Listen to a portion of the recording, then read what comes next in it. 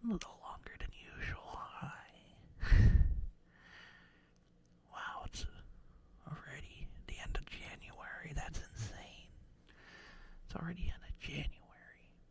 God, it doesn't feel like the week's been that, or it doesn't feel like the month has been that long or short, but here we are. But yeah, it's been quite a bit of a week. I've been consumed by Cult of the Lamb. The Cult of the Lamb update has been so good. I've been playing a lot of that. It's like the sex update, as people say. And the funniest part is I didn't even get to that part yet. I didn't even get to that because I've been doing all the other stuff. But like there's so much that they add every time they do an update. It's insane.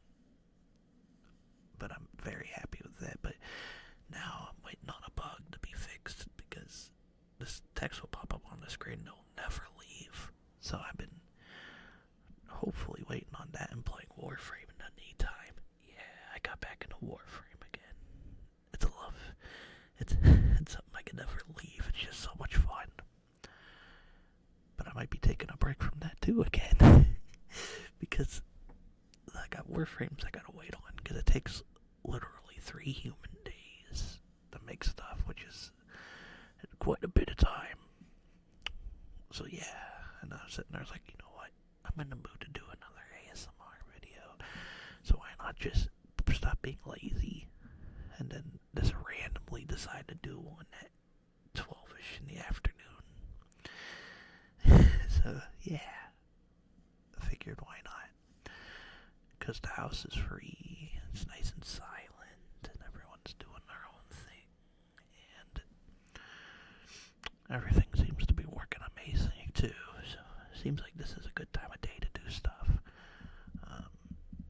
Again, I know people are like, I actually did do a schedule last time, and it didn't do very well.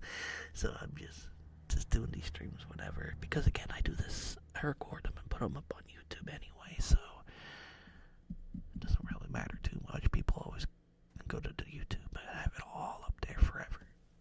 I'm gonna get another drink. I'm surprised my phone didn't blow up like tradition yet.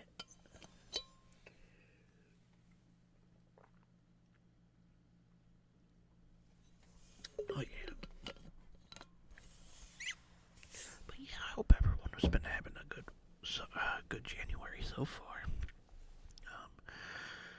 Other than games, mine's been a little hectic. I had somebody in the family do something really stupid again. So that was a little bit of heart wrenching there. But that's better now.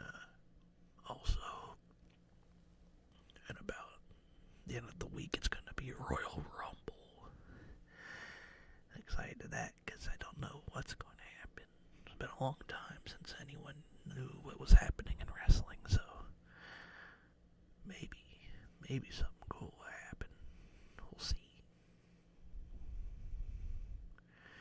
Oh, I sure am. Hello, Lamb. Hello. Welcome.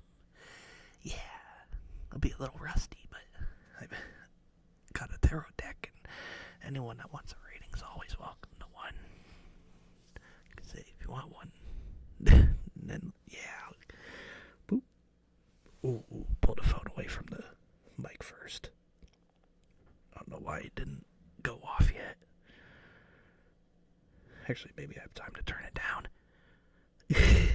Alright. I'll pull up the site to do a reading. Okay. Hopefully the mic doesn't. Because I keep forgetting that my phone is gonna go off if a notification happens, and the notification happens every time. So it's tradition to hear a loud noise. Because I keep forgetting, but not this time.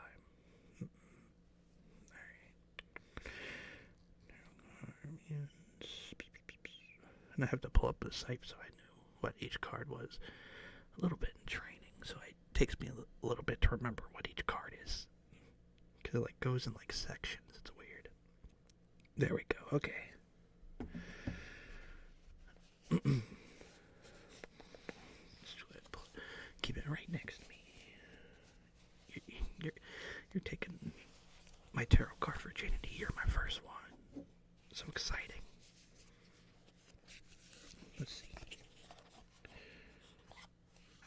think you're supposed to ask a question for, like, do you have anything you want to ask the cards?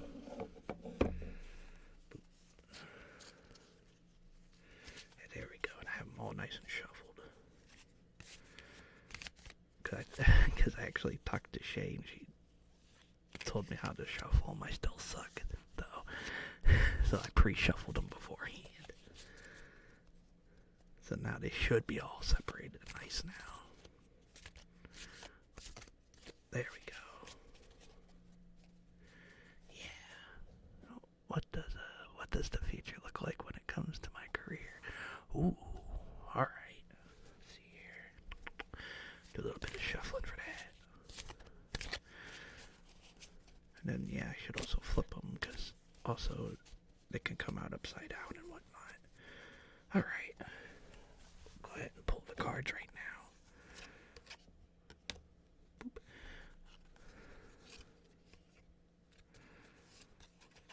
There. Oh, and also, for anyone that's watching after the recording, when I put this up on YouTube, I have a tarot thing I put up. So when people ask for readings, I can actually do readings now. But let's see here. You got... Okay, I don't know what any of these mean, but you got the Seven of Cups, the Five of Pentacles upside down, and the Three of Pentacles upside down. Ooh. Let's see what that means. So I'm guessing that's past, present, future.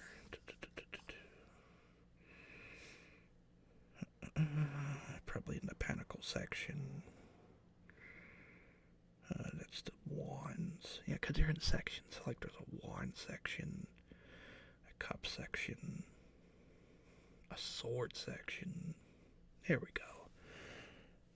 Actually, I should be in the Cups first. There we go. Seven of Cups upright, Five of Pentacles reversed. Yeah. So let's see here. So the Seven of Cups symbolizes imagination, choice, wishful thinking, illusion, fantasy. The card shows a person with their back turned towards us, contemplating 7 images that are creeping out of the cups. 7 of Cups may imply that you have a number of options. Oh, so basically it's saying you had like in your life, in your career, you had a bunch of choices. So I'm thinking that's really good, because you have like a bunch of, make sure I'm showing you that you need to clearly see that the shadows and visions in your imagination, not only in your dreams but also in the real world. You should be careful of wishing, thinking, be alert with your choices. In one sense, the cups indicate that you are a dreamer. Yeah, so that sounds about right, though. I had multiple jobs running. Yeah, there we go. That's what it means. Running in 2010, settling. Yeah. And then of all the choices, I think you made some really good ones. And then I ended up meeting you. And you had a whole bunch of things going on. Especially, yeah, because you could have went a whole writing route. That's right. Yeah. So it's basically saying overall, in the past, you had all those choices. And now you're on the Five of Pentacles. Let's see what that is. And again, a little rusty. Pentacles 5.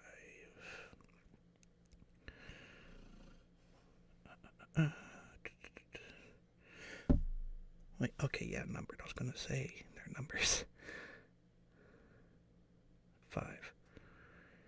Okay, so just like the 5 of the other suits of the tarot, the 5 of Pentacles symbolizes adversity. It shows 2 individuals walking outside while it is snowing. Not only are they cold, but they are sick, poor, tired, and hungry. Okay, they're talking about what the card says. A lot of people can relate to the 2 individuals in more ways than one.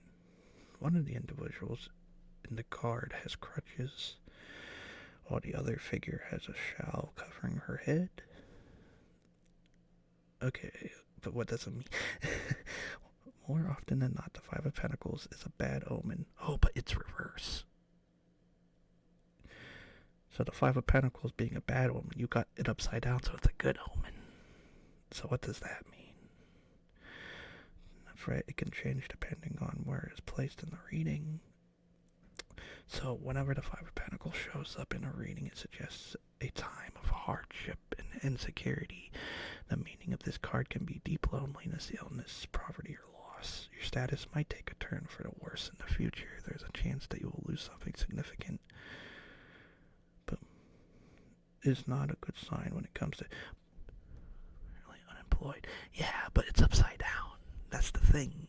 So the card usually means like you're going through a rutsch patch. But since it's upside down, that means probably prosperity, like all the stuff that you've done while being unemployed, though.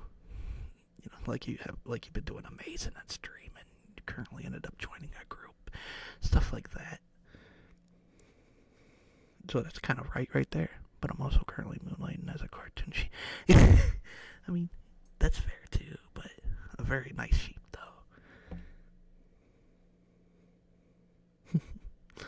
Yeah, so basically so far, the Seven of Cups, you had all those opportunities in your life, and you chose the path that you went on, which was what you're currently doing at your job and streaming.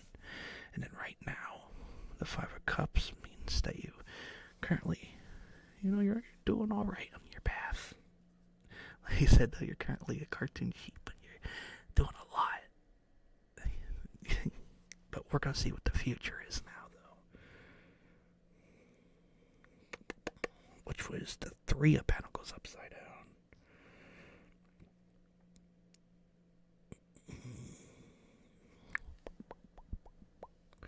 There we go.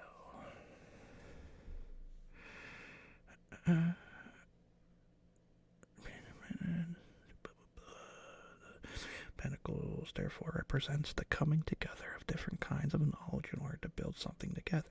The Three in the Tarot represents the successful completion of a goal. It takes the sources of energy. The Ace and the Two adds the foundical factor. And the moment means that there are skills required coming together. In short, you are enjoying. They wrote enjoying twice for some reason. Working together as part of a team. And also in the initial success of this big project. So maybe there's a project in your future. But it's upside down. But what does that mean? Oh, here we go. The Three of Pentacles reveals a successful beginning towards achieving your goals. It is a sign of encouragement.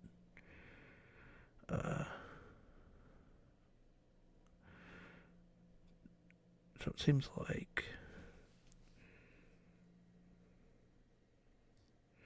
maybe I can.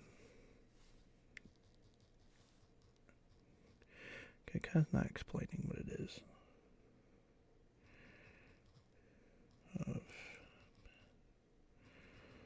Upside down.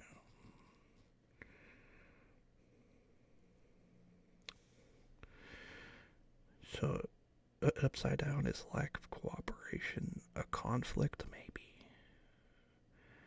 The resistance to learning and growing from past mistakes.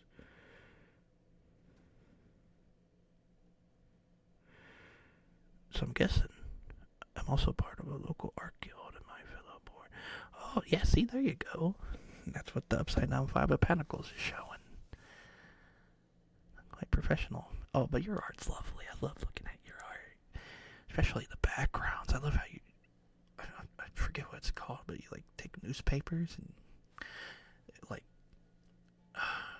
It's like almost a print of it. It looks so cool. But the reverse thing, I guess, means just to be cautious overall. Yeah, the collages. Those are awesome.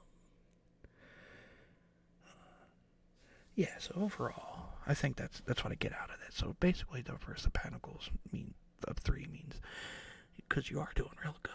But it just says to be cautious. You know, if something, like, just don't be dumb, I guess. if something shady happens, is what it's trying to say.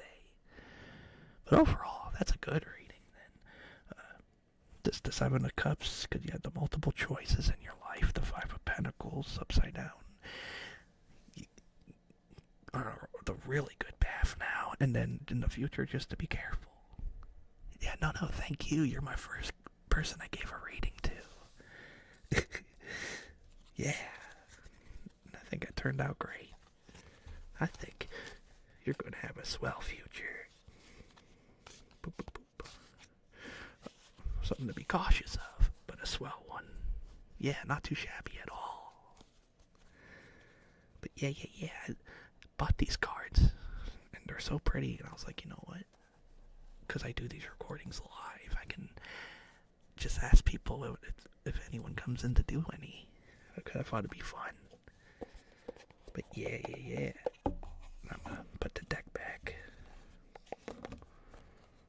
And then shuffle it a little bit more too. Because it never hurts to keep shuffling them every time. Some nice box noises too while I'm putting it away.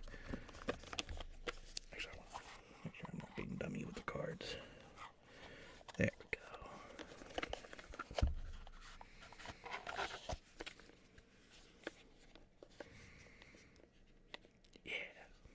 What? Why are you not shut? You better shut. What? There we go. Yeah.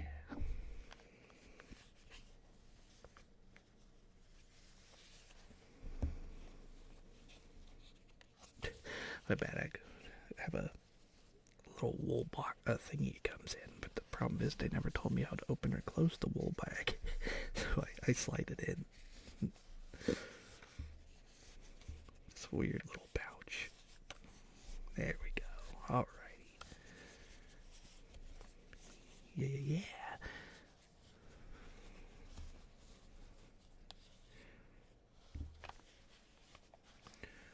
And the future. My first person. Hooray. But yeah, if anyone else that's watching, all you have to do is just ask while I do this, and then I'll gladly do them. But yeah, let's see here. Now I gotta. Yeah, for some reason my phone didn't go off either. That's shocking me. Because it usually goes, Captain's live, and it makes a huge loud noise when I'm in the middle of recording. But I guess not. I mean, I'm not gonna complain. There we go.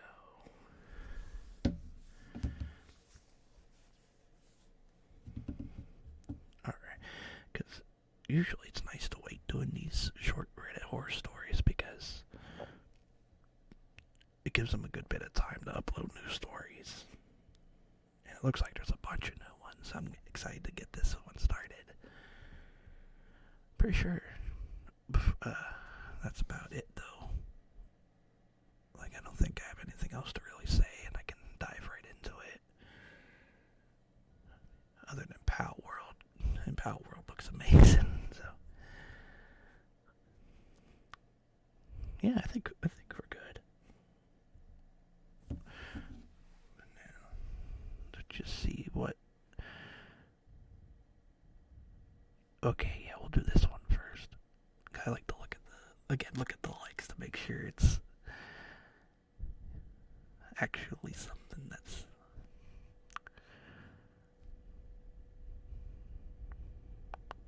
okay.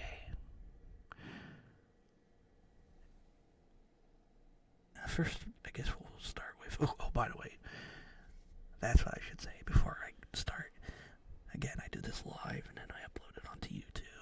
Though if there's any scuff or anything, then I apologize in advance. I have a pause image now, so if I do have to leave the room or something, I could do this. And then you'll know. Oh, there's the noise. There it is. That's the most latest it's ever been. And also, yeah, there's a tiny bit of a lag, but that's okay because it's working amazing. So, yeah, the new Be Right Back screen.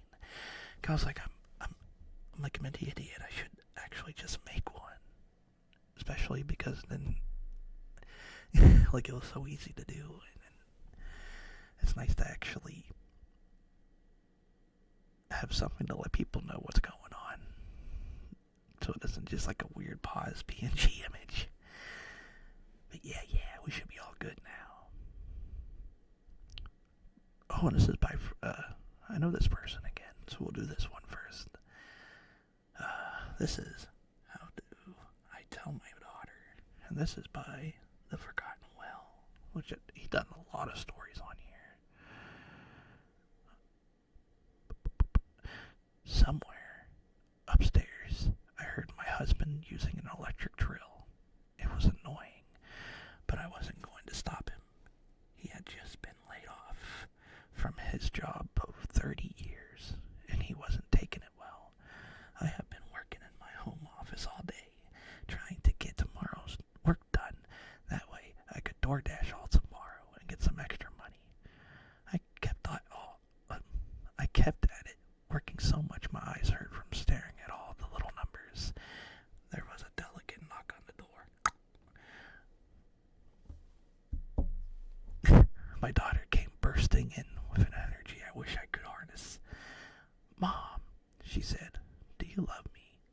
This was the latest bit she did. "Of course, honey," I would answer. "Really love me? More than anything." And then she would ask for something, because my birthday's coming up. Well, 3 months, but I suppose it's coming up. And I want to play ground for my broom. A playground, a whole playground, and it has to be purple. How do you tell your child that money's tight and there might not be any presents this year? Baby, I don't think a playground would fit in your room. But that's not fair. If you and Daddy get a swing, I should get a playground. What swing? In your room. What was my husband doing in our room? I know he had been fixing things up around the house in case we had to sell. I went up to our bedroom, but the door was locked. I knocked, but nobody answered. I got a butter knife and turned the lock from the outside. I opened the door and held in a scream. He had kicked the chair out from his feet so hard it dented into the drywall. He was swinging back and forth like wind chimes in a gentle breeze from the ceiling, where he secured the noose with screws and 2x4s. Well, we're off to a great start. I didn't expect it to go that way. I was like, it threw me off. I'm like, oh, my birthday's coming up. Like what a good, like, this is fitting into in real life lore, but nah. No, just that happened then. Great start. Let's see here. Cause last time, again, I do this like I do this ahead of time, so I don't even know what I'm getting into when I'm reading the story. So I go in just as clueless. Like last stream, it was just a story about being an ant. Lurking a bit and listening at work. Dig the spooky cave. Yeah, I decided to go all spooky cave this stream. But hi, Maury. Welcome. Hope things are going good today. Yeah. Okay, this one caught my eye. My siblings and I are destined to kill each other at the age of 22. And this is by Trash Tia. Alright. I was 8 years old when I learned that my siblings and I would not live past the age of 22. Only one of us would obtain our family's magic, carving it from the other two and taking it for themselves.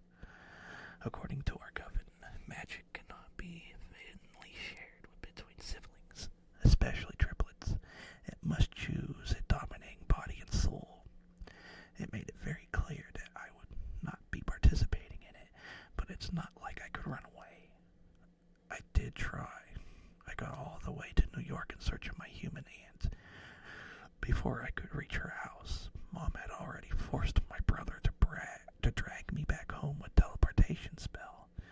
Mom murdered her brothers to keep her magic. Every time we brought up how barbaric the ritual is, she's quick with the emotional manipulative. I gave up my powers for you three. And 1 hour before our 22nd birthday, Callie woke me up. All three of us were under house arrest by the Coven. They thought we were under a sleeping spell, but we were already 1,000 steps ahead. We have been planning our escape since we were 16, spending 4 years learning a spell that would counteract the one that bound us to the house for 22 years. The reluctant monogamy triplets. The spell included a human sacrifice. I wanted to make it our mother, but Ellie was insistent that it had to be someone who was not bound to magic, so our neighbor. When the invisible chains dropped from our wrists, we piled into Ellie's car. Our destination was Dad's place in Virginia. Samuel Lockhart. He was human, so we would be safe. I coughed. Dad would look after us. Outside, blurs of orange danced in the dark. Fire. I blinked, thinking it was far away. No. Figures coming towards us. Suddenly, something physical contorted my chest and stomach, my body withering. I vomited lumps of thick red pouring from my mouth.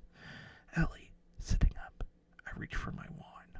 What my hand found instead was a sticky wetness of deceit.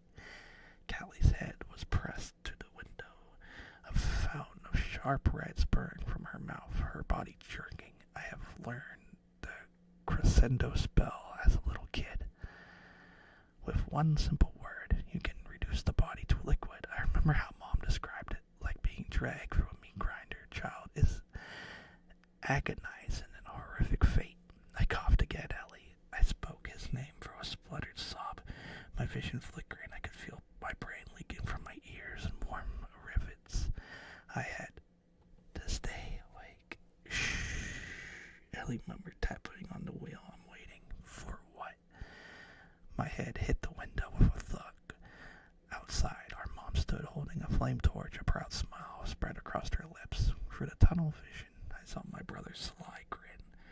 The bastard really was Montgomery Witch. Midnight. Well, that was a bit of an edgy one. Also, hi, Ella. Hello. Welcome. I'm doing good. We just started doing some Reddit horror stories. But welcome in. Yeah, that one I just read was like about people killing each other at 22. Yeah, that was fun. Didn't know. There was an LE. I like that one just randomly popped up. Asking? Well, thank you for asking. Yeah, I'm hoping you're doing good too. Do you ever string rambling? Yeah, or at least I try to. I do like one every 1 to 2 weeks. Just whenever I can get myself to stream. And then I usually try to stream whenever, like, the house seems quiet and whatnot. Because I'd, like, do this ASMR and I don't want anyone, like, yelling into the mic or anything. So it's usually just that random. Usually for fun. Yeah. I did try doing a schedule once. Gotta get myself used to it. Cause again, it's so hard picking times to do streams like this. But so far, everything seems to be up and running fine. So I picked a good time. Let's see here. Ooh, this one has like 600 likes. It was uploaded a day ago. Let's see. Continue. Okay. I had to break up with my boyfriend after visiting his parents. And this is written by 1001 Nights. Oh, I think we did a story by them before. Ooh, alright. I was excited to visit my new boyfriend Jack's parents. Oop. I'm making Lego banners overlay remotes and sub for a streamer. Ooh, that sounds amazing. Yeah, that sounds really cool. I'll have to look at it later. That sounds awesome. Boop, boop, boop. I was excited to visit my new boyfriend Jack's parents. I had met them once before. Gentle folk, sad from tragedy of losing their other child, a daughter, a few years ago to cancer. Jack had bought me a new dress with a dark green and red pattern, which brought out the highlights of my chestnut hair. Jack's eyes lit up when he saw me in it, and he said he couldn't wait for his parents to see me. We entered, and Jack helped me take off my winter coat. His mother's eyes swelled up, and she left in the hallway. His father frowned. Did Jack never tell you? His voice trailed off. I followed them into the living room, hanging onto the wall. That was full-length photo portrait of a young woman with Jack's features and chestnut hair, wearing the same red dress and green dress. I turned to Jack angrily, but my anger turned to fear at the fixed look on his face. He took my hands. Sweetheart, don't be mad. He beseeched. They're always going on about Lucy. She was their favorite. I thought you might cheer them up. His grip tightened and the fear and confusion deepened. I looked at his parents helplessly. They were on the couch, his father's arm around his mother's slumping shoulders. He dabbed at her eyes. Please, darling, let's have dinner. Just a couple of hours, murmured Jack. Ooh. I'll follow you back in a minute. Just finish the story first. Boop, boop, boop, boop. Yeah, she dabbed at her eyes. Please, darling, let's have dinner. She's a couple of hours, murmured Jack, my skin crawling. I deeply nodded. Jack turned to his parents. Mom, Dad, we're starving. Mom's got up. Where are your manners, John? Offer them drinks. Uh-oh. Someone was acting up.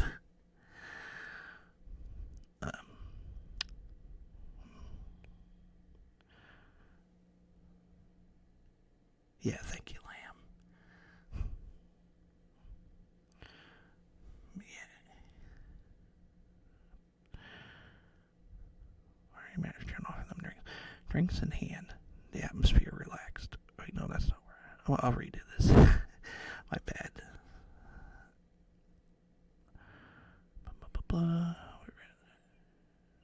There was a couch, his arm wrapped around his mother's slumping shoulder. She dabbed at her eyes. Please, darling, let her have dinner. Just a couple of hours, murmured Jack, my skin crawling. I dumbly nodded.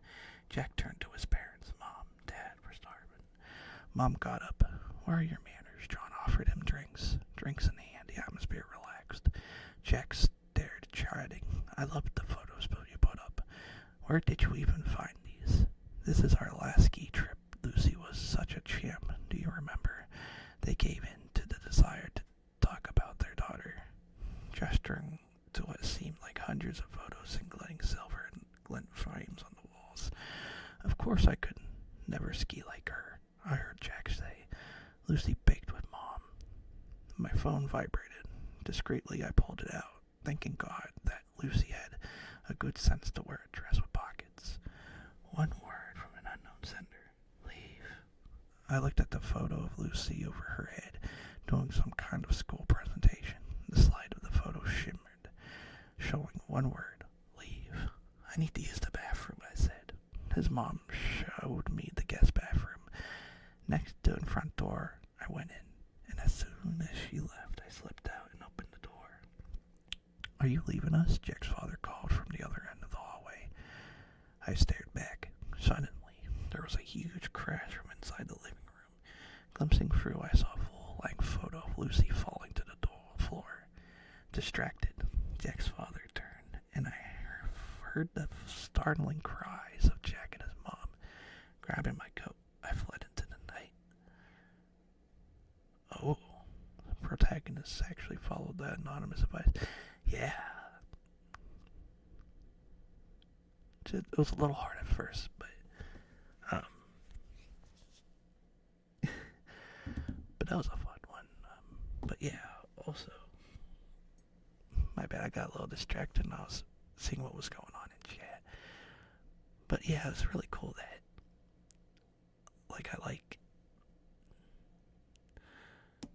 very sweet of you to show up, but kind of rude to ask for follows during it. And it threw me off a little bit. Thank you, though, for keeping an eye on that lamb. Boop. Let's see here. Oh, again, by the way, people listening to this in the future, I'm doing this live. So, like I'm talking to people, that's why.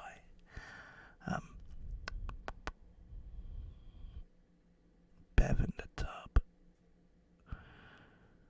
Okay, yeah, we'll do that. I don't know why that caught my eye, but we'll do it. Bev in the tub by GCA 1836. Also, last story, that was a good story. Good job. Bev stared at the bathroom ceiling, her mind whirring with thoughts. The semester was coming to a close, and she was worried about her grades. She was always worried about... They wrote that twice, sorry. Then there was her job. A new manager had just gotten hired, and he was an insufferable prick.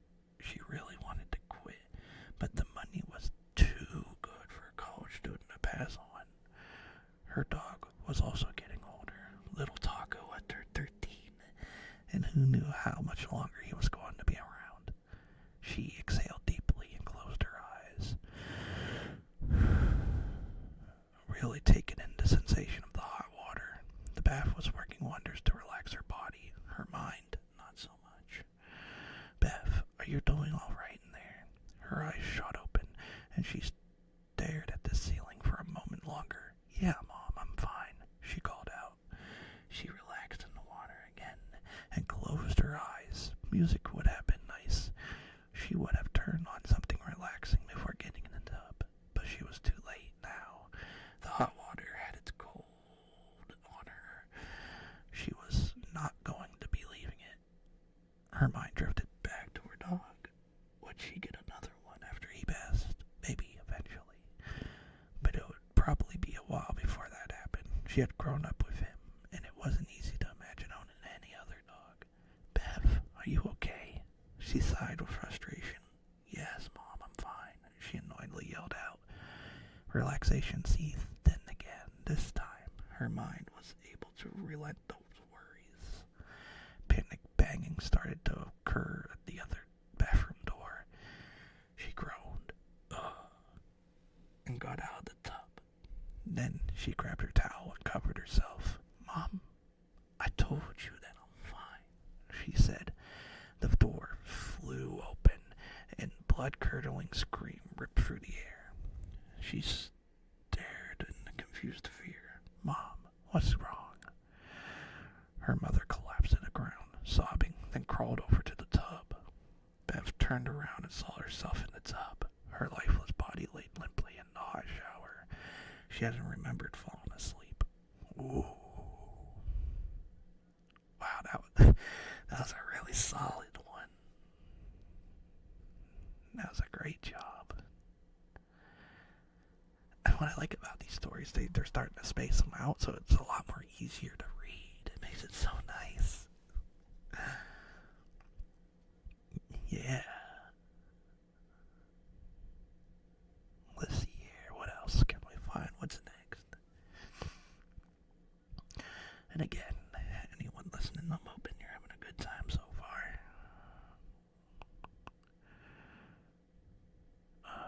Let's see. Ooh. Alright. Oh Oh, this is by that same person again. I think. Let me see.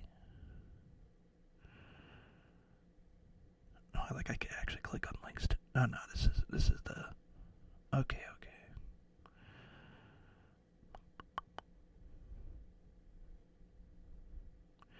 This is. My name is Fido, and this is written by C Benson 1273. I wake up in the morning and see my bowl on the floor. It is brown and shiny and has my name on it. Fido. That's me. I approach it, but I'm not hungry, so I go walking. This is the house where Mistress lives. Her name is Jane. I know this because it was her parents that call her when they come. They give me treats. I like them. Mistress used to be happy. We talked and played and cuddled, but lately she seems sad. She cries a lot.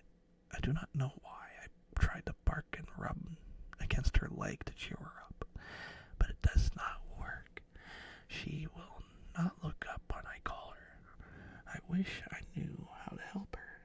She is my mistress and I keep her safe, but I don't know what to do or how to keep her safe from sadness. Lately, Jack has started to come over. He gives a bad feeling. When he is near my tail, twitches and I bare my teeth. He does not react, but I still do it. I try to like him because Mistress does, but the bad feeling does not stop. Jack is here today. It's a bad day. Mistress cries again, and I cannot make her better. She says a lot of words I do not understand, and Jack does not seem happy. She shakes a piece of paper at him. He gets angry and he leaves the room. While he is in the kitchen, he takes out a bottle that has a small white circles in it. Seeing this makes me feel strange. I think I remember it. He puts the circles in the cup of Mistress' tea and takes it to her. When Mistress drinks the tea, she looks upset. Then she says something to Jack and backs away from him. He looks angry and he reaches out his and hits her face. He has not done that before. She falls and Jack looks at her and yells loudly. It was just a fucking dog. I don't understand the words, but I understand that Jack did to Mistress. Jack is bad. Jack raises his hand towards Mistress again, and I feel something I have not before. Anger. I jump on Jack's arm and bite down as hard as I can. He looks scared. He shakes his arm, but I keep biting. Then I let go and grab his leg and bite there too. There I go for his head. After stopping moving, I look up at Mistress. Her eyes go wide. Fido. Hearing my name, I wag my tail and lick her face. I missed you so much, she says as she cries. She drops the paper. It says funeral. Funeral. And has my picture. I stay with her and do not leave. My mistress's name is Jane. I keep her safe and I make sure no one hurts her. So do not try. Well, that was actually a really nice story. I mean, I get the ending. It's a dead dog. And he's like a zombie dog. But that was like, I don't know. That wasn't like, that was more of a fun one. I really like that one. That's a good boy. Let's see.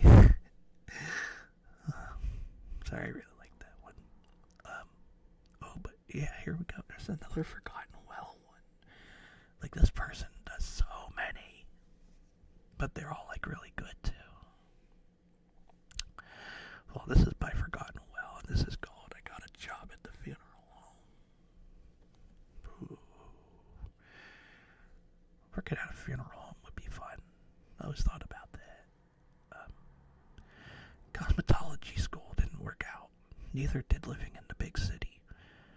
I moved back to my hometown, boarding up everywhere. Yep, I'm home. I got a job at the only place Mr. Morgan runs me through the business. I'll be doing I messed that up. I'll be doing secretary work, some janitorial, but the big reason he hired me, he's no good at makeup. Mr. Morgan finishes an embalming and tells me the fastest way to learn is to jump right in. He leaves me alone with the corpse. It's the first dead body I've ever seen.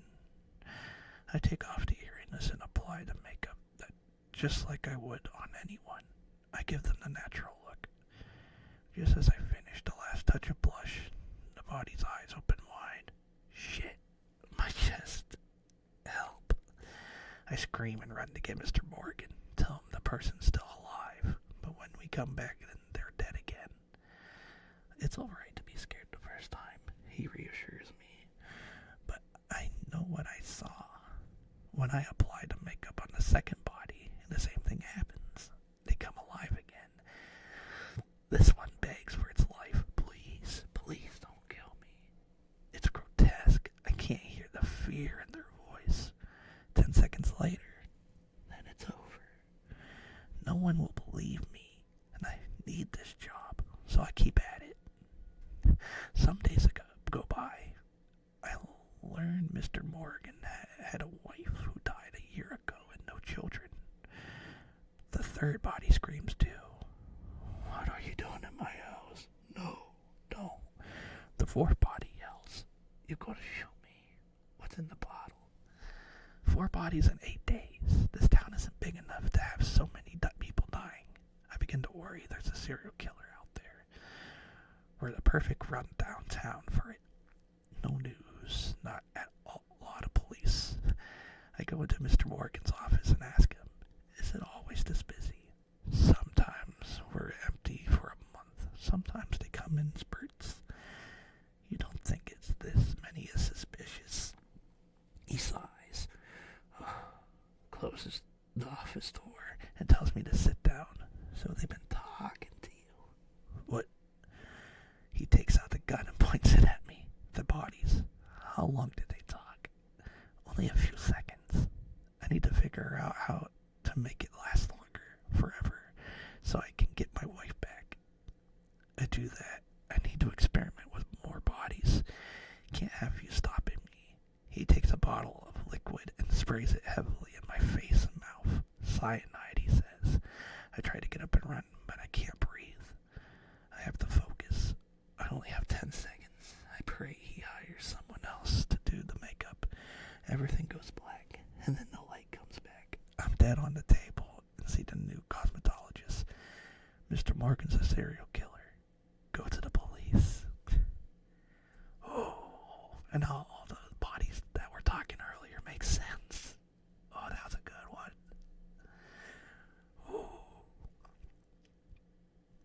You like just banger after banger.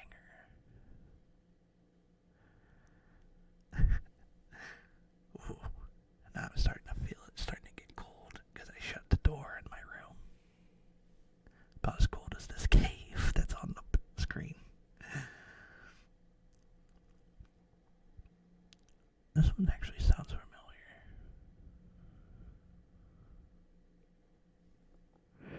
Okay, no, this is different.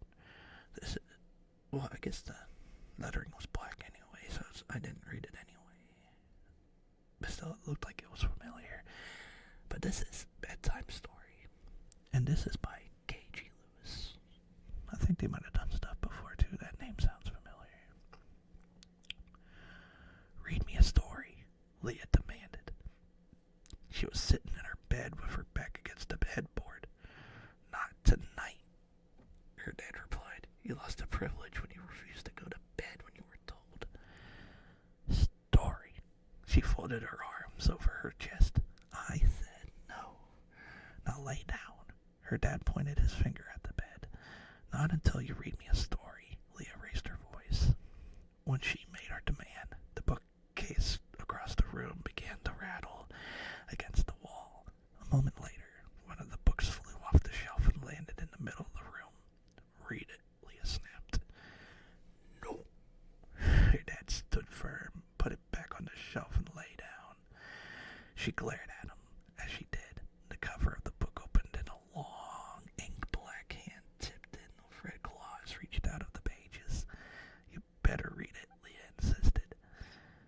second hand appeared. Her dad watched as the creature slowly started to pull itself free from the book.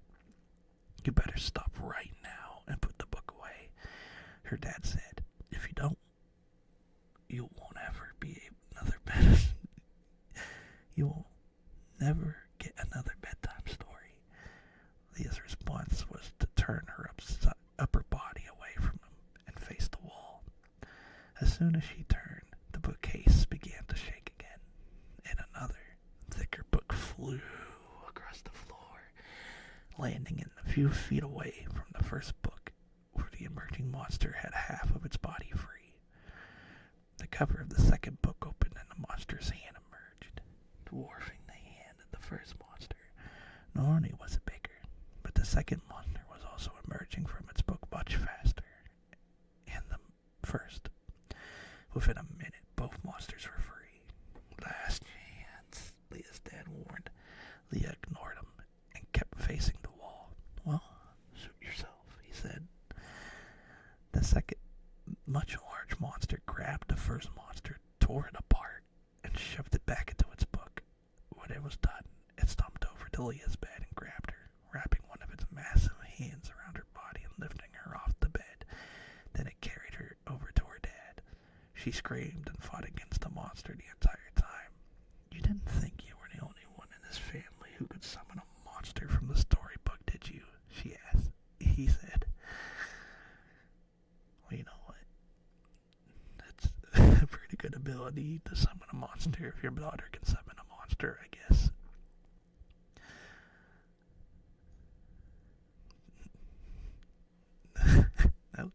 Again, that was a little bit more comedic than anything. That was a good one too.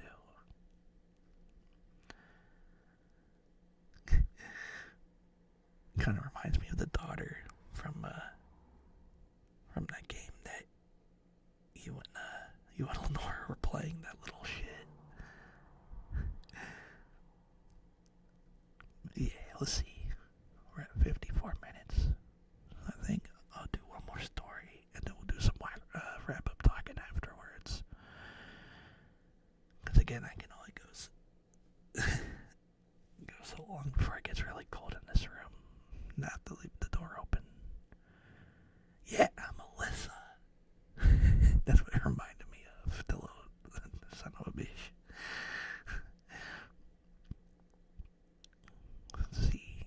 Trying to find one good story. Wow, there was a lot. Oh.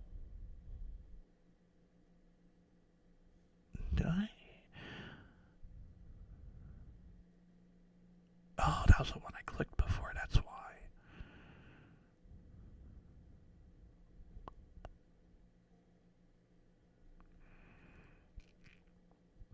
Okay, I was gonna say, I forgot I was scrolling down a lot more.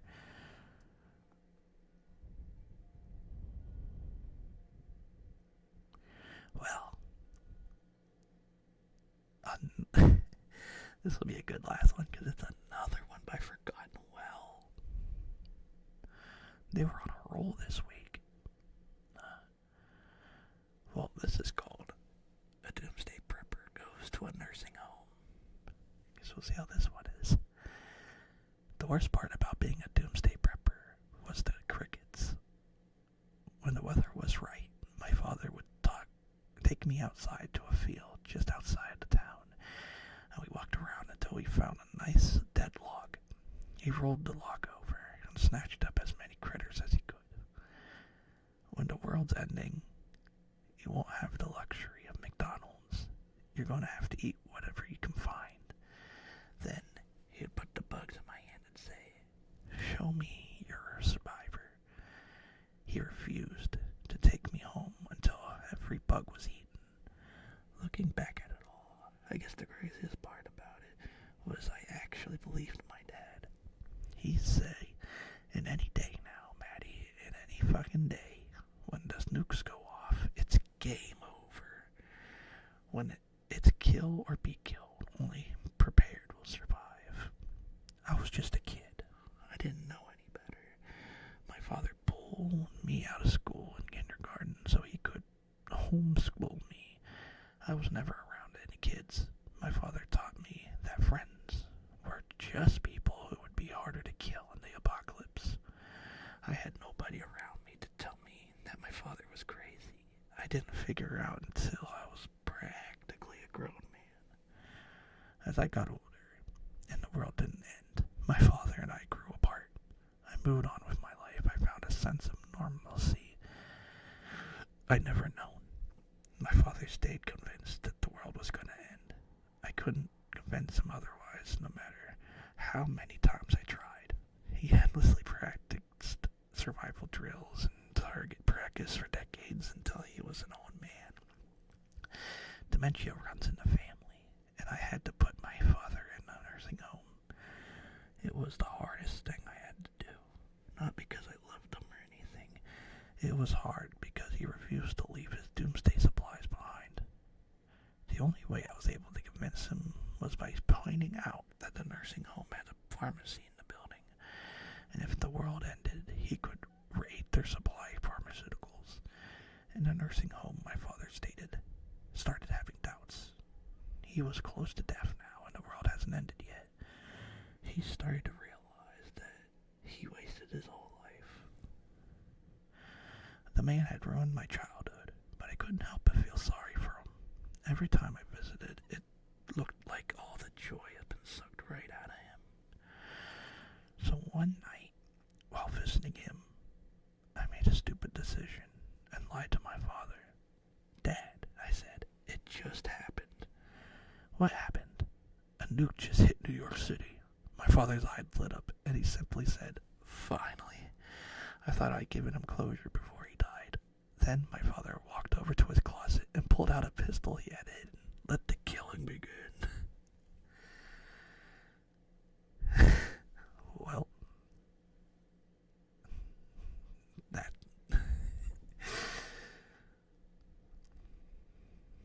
that's not good. Uh-oh. That was a fun one. Yeah.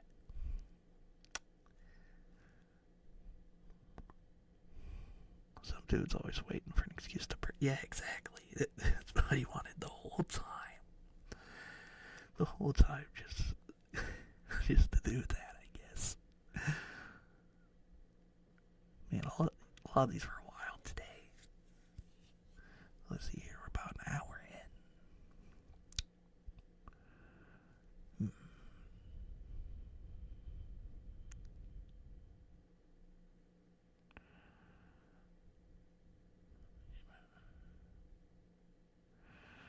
You know what? I think I could do one more. Screw it. I think I could read one more story. I'm still in the mood. And that'll be at a nice length. Because I was a little slow at the beginning. Because I was doing some stuff. So I think one more story sounds about right. I just randomly found this one. It says, "Don't eat food that talks back to you." And this is by MGBot172. "Open up the hole," said the warden. Two guards pulled over levers on the far walls of the prison. The mechanism opened a massive steel trapdoor in the middle of the yard. The hole, a trap punishment not uncommon around the prisoners of the century. The prisoner looked at the warden then and stared down at the abyss with despair. He looked back at the warden. Not a word was said, but it was clear that he was begging for mercy. "Don't worry, son," said the warden with a compassionate voice. "Your time in there will be short. A week will fly by, and you won't be alone ever. There is another man down there, been in the dark for longer than you have, and he seems quite alright to me." Then he tied the rope around the prisoner's waist and slowly lowered him into the darkness. The door closed. A weak ray of light managed to get in through the crack in the steel. It barely illuminated anything deep down in the claustrophobic space. The prisoner could only make out the outlines of the objects around him. A ditch to do his necessities, a water tap that felt rusty to the touch, and the rocky As he sat down to the grimy floor, he heard the sound of a faint but labored breathing. He looked up, and he stared into the darkness. In front of him, on the other side of the room, the darker side, there was a light couldn't reach, said a man.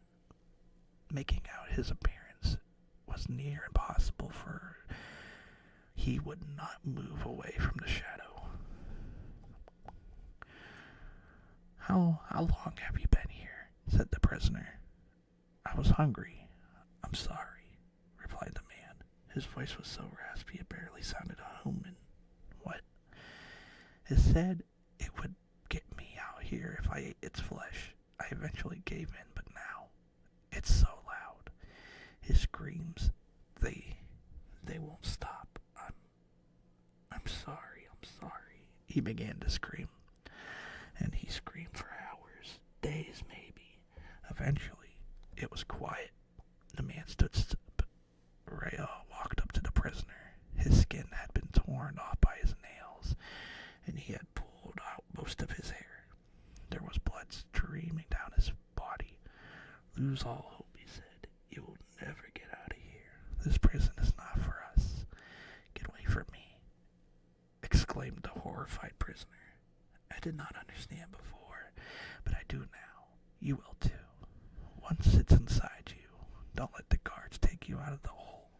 He smiled as 2 hands came out of his mouth, breaking his jaw and opening his insides in a gruesome manner.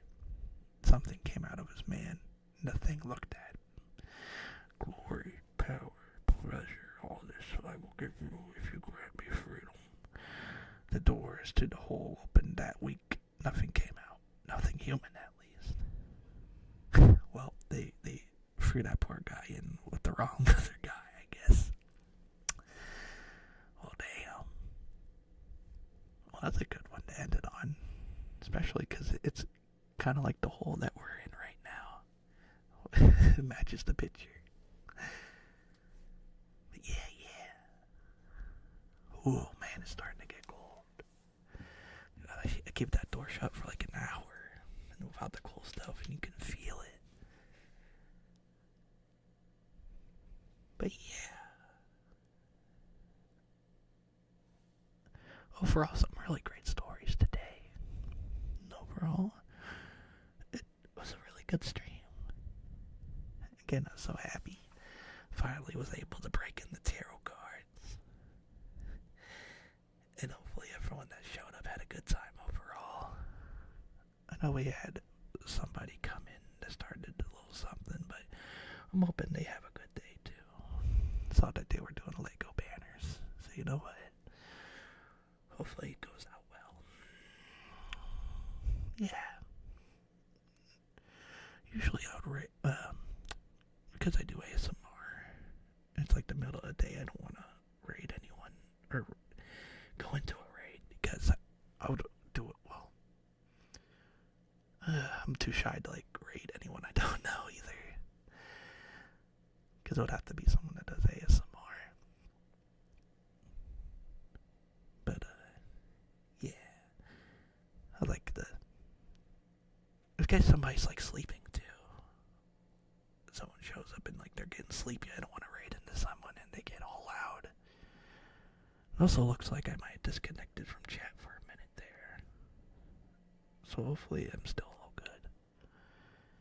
But yeah, who knows when the next video will be. I guess it's just whenever I'm feeling it. Because again, I've been addicted. The Cult of the Lamb, it's been so good.